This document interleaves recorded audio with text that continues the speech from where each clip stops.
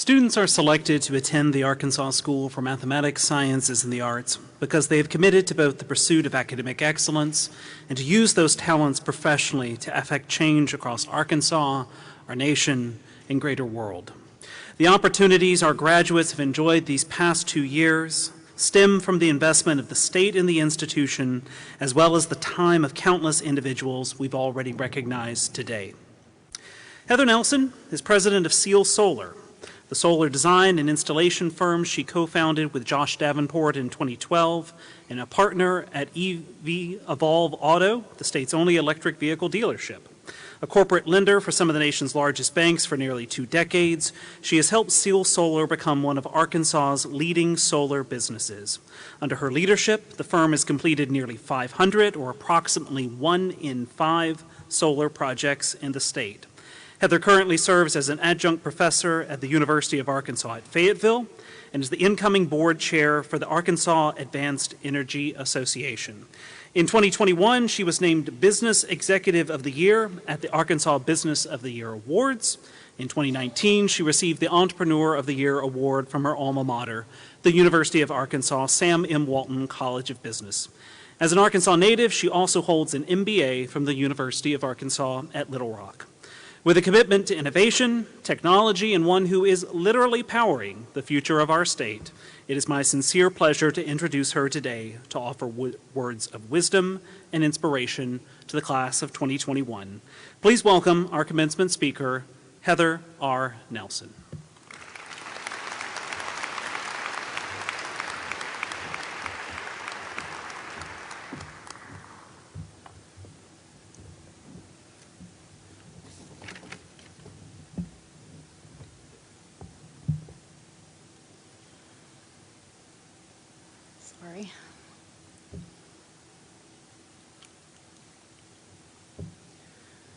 President Bobbitt, members of the Board of Visitors, and campus leadership, thank you for the invitation to come today and deliver the commencement address to the class of 2021. Specifically to the graduates, congratulations. It is an honor to be with all of you this special day, and I'm also excited to be with all of your families, your friends, and your teachers. When you are asked to give a commencement address or speech of any nature, there's an innate pressure to perform.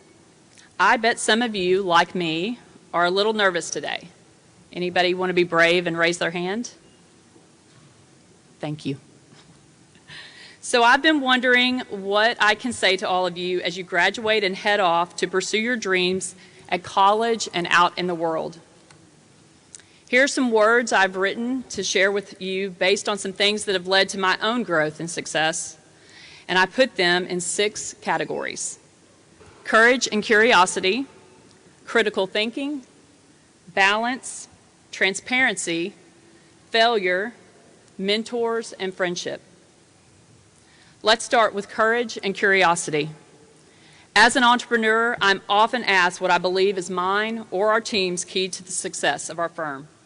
I always start with the fact that my business partner and I are both brave and curious, and then how we have worked very hard to cultivate a team that is also brave and curious. Those qualities served our firm well as COVID-19 disrupted all of our lives and our business. Each of you have already proven you have those skills as you have walked through a senior year like none other in the history of our nation or the world. You are courageous.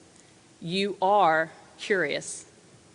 Today, if you hear nothing else, please walk out of here knowing that no matter what your dreams, future plans, the failures, and the rising up you will face, they and you will be sustained by digging deep into the well of courage and curiosity within you that was strengthened like iron this past year. The next thing is learning to think differently from the average person. Tesla and SpaceX's Elon Musk, Sunrun's Lynn Jurek, Amazon's Jeff Bezos, Spank's Sarah Blakely, and so many others. They are all a little crazy and most certainly brilliant.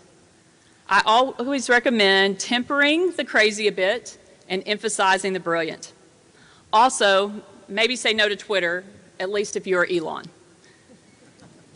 These individuals made a commitment to make their products better, and they had the ability to master the art of critical thinking.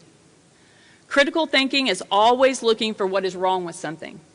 Elon Musk, when asked about the importance of it to his job, stated, "When I see the car, I see all the things that I think need to be fixed to make it the very best." In a nutshell, he is not seeing everything that is going well or how beautiful or fast or amazing it is. He is searching for everything that it is not. Jeff Bezos said, "The smartest people are constantly revising their understanding, reconsidering a problem they thought they'd already solved. They're open to new points of view, new information, new ideas, contradiction, and challenges to their own way of thinking." At our firm, we have built a team of critical thinkers. We consider it one of the most important reasons for our success. Then there's balance, which I don't believe in. I don't. I believe balance is a myth, a creation of personal planner firms everywhere. Personally, I believe in seasons. I believe that our lives ebb and flow, and that there are seasons when school or our jobs are the most important. Others, when relaxing with friends or family is your top priority. And then there will be seasons when growing a family takes a bigger focus. Society tells us that our families and our days and our lives must look just so. And I would tell you that you are not a robot. So let's do something. Everyone look to your left. Now look to your right. Now look straight ahead. You are different than anyone and everyone you will ever meet. You are an individual. Your life, its priorities, and how you design that one life, those should be individual too. Tap into that courage and curiosity that you have learned and figure out the life balance and priorities that work for you. I blame Brené Brown for teaching me the value of transparency.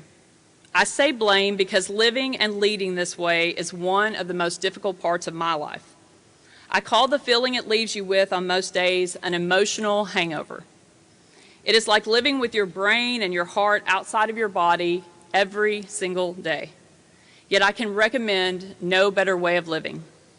Some might call it living out loud, but whatever you call it, choose it. The world needs your mind, your heart, your experiences, and your perspectives. We need your energy. The past 60 weeks of abnormal living and meeting via computer screens showed us just how important it is to experience people's energy in real life. Then there's failure.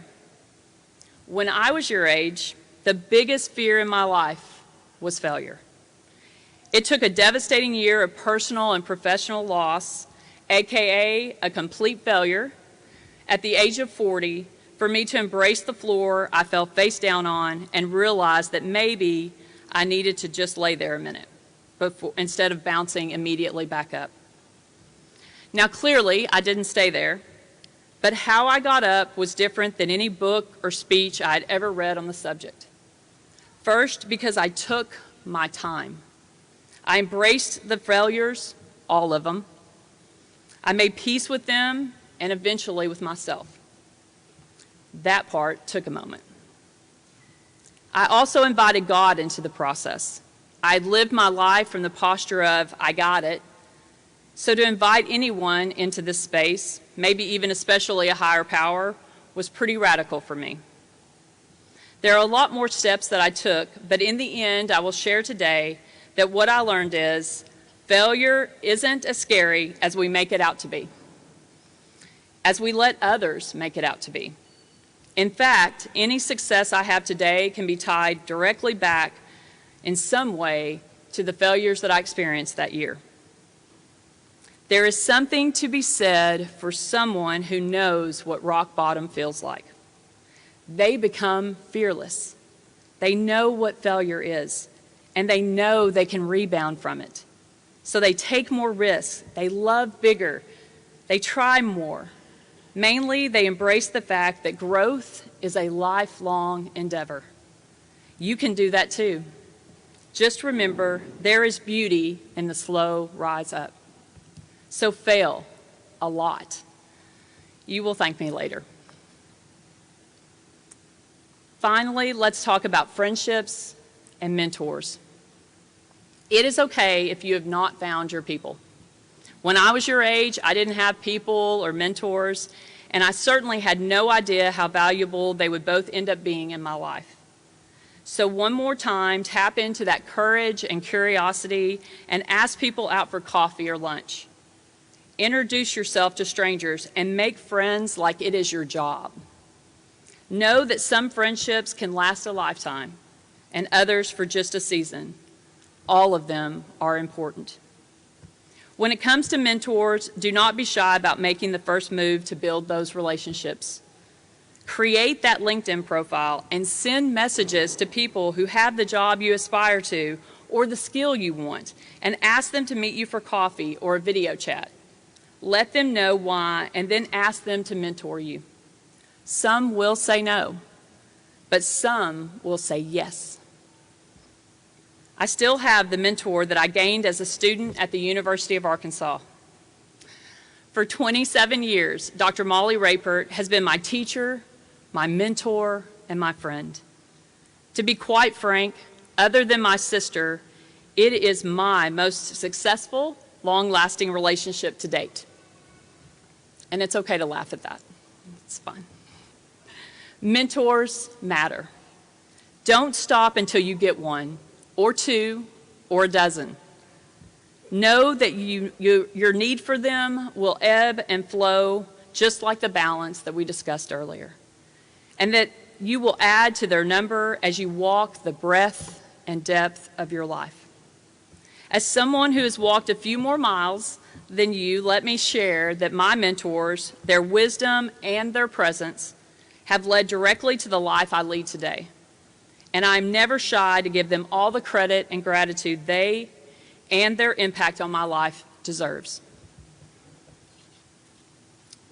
Before I let all of you get to the good stuff, those degrees back there, I want to say once again, thank you for the opportunity to share in your very special day.